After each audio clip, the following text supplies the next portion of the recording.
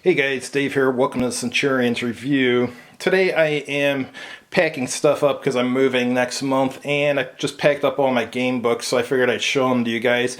This isn't all the game books I ever owned. Actually, most of the ones I've owned, unfortunately, I've sold, but this is still a pretty decent collection. This is the last one I read, Slay the Blood Riches from Nathaniel Dale Epperson.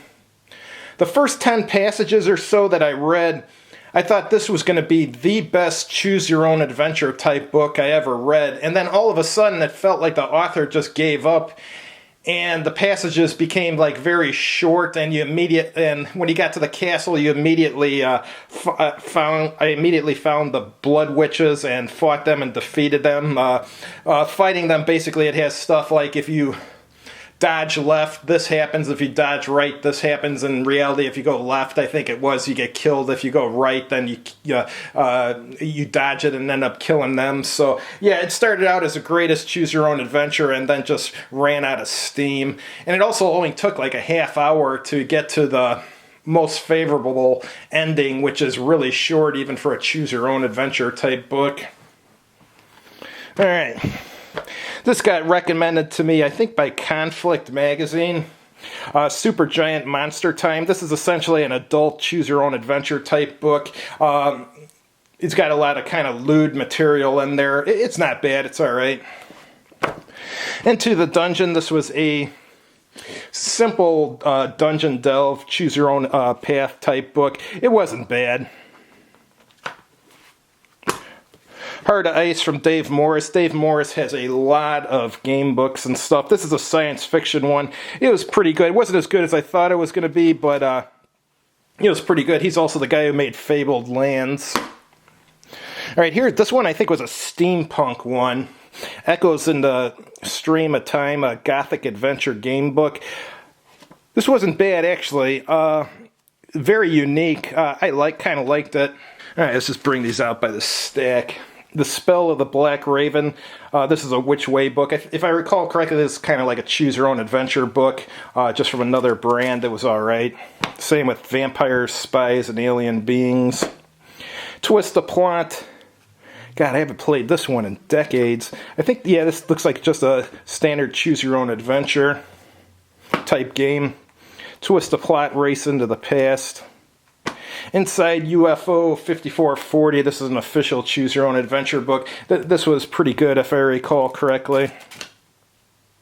Yeah, it's from Edward Packard, too. Edward Packard is my favorite of the choose-your-own-adventure authors. R.A. Montgomery is the one who is the author of the current books they have out. I'm not sure why they don't have Edward Packard's books anymore. But R.A. Montgomery, his books are good, too. I just preferred Edward Packard's.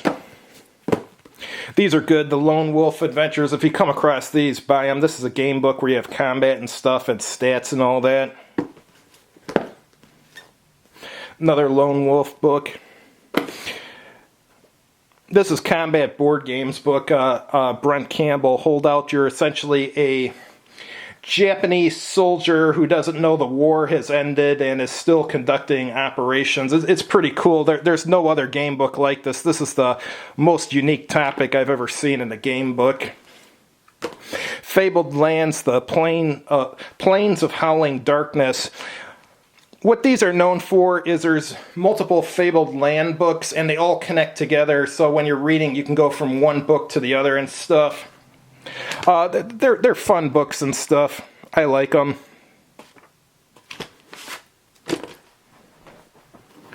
Alright, here's another Lone Wolf. This is Shadow on the Sand. And what is this one? Oh, this is a fighting fantasy one. Assassins of Alisanya. I think this one was just printed. Yeah, this was good. This one was either written by a 10-year-old or a 15-year-old. I forget which. It's Adam Mitchell's son, Lucas Latham. For something written by a kid, it was pretty decent. Adult probably won't get into it, but if you're like a teenager or a kid, you'll probably like it. Alright, more Lone Wolves. As you can see, I like the Lone Wolf series. Graystar the Wizard does a good book. Castle Death. Here's another Ian Livingstone fighting fantasy, Crypt of the Sorcerer. I think this is book 1 from Lone Wolf, yeah. Lone Wolf, Fire on the Water, Caverns of Cult, this one was good. Chasm of Doom, I remember that. See what else we got here. Choose Your Own Nightmare. This is basically a choose your own adventure. This one's made by Edward Packard. Here's another one of his, Fire on Ice. You Can Make a Difference, the story of Martin Luther King Jr. I'm not sure if I ever read this one. Monumental Discovery. This is a choice adventure book, another clone of a choose your own adventure book. Counterfeit Collection. Choose Your Own Nightmare. What do we have here? The Hazardous Homestead. This one's Fugitive. It's by Edward Packard, so you know it's good. Alright, Choose Your Own Nightmare, Mask Your Life Arcade. The Mummy Who Wouldn't Die. Appalachian Ambush. Overnight Ordeal. Fook Island. Yeah, I just did a video of this one. Cages of Fear, I did a video of this one too. This was interesting. And The Wicked Wizard of Oz, when I bought it on Amazon, I wasn't sure if I was going to like it. I was like, yeah, I don't...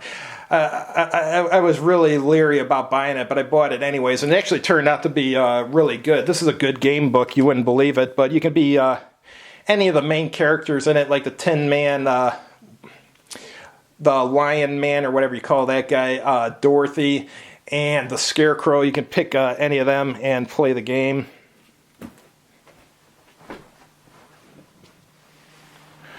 Alright, got some, what is this, fighting fantasy here. These are good too. Here's another one, The Ring of Kether. Freeway Fighter.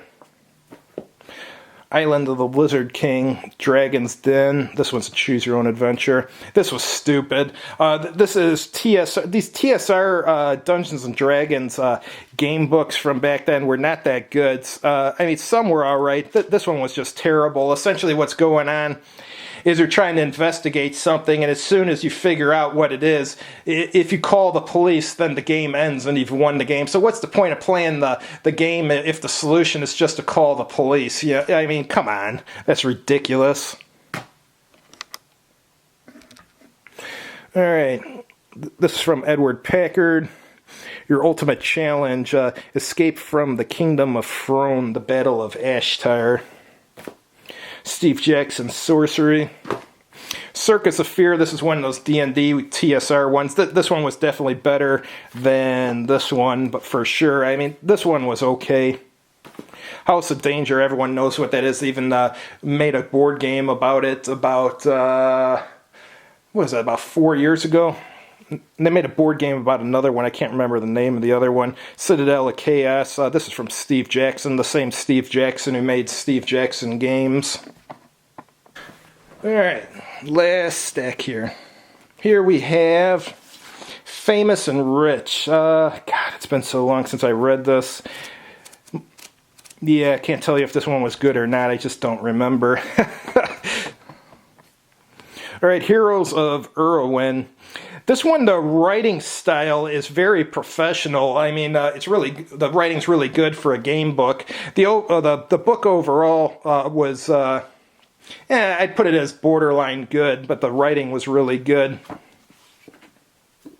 Crypt of the Vampire by Dave Morris. If I recall correctly, I liked this one.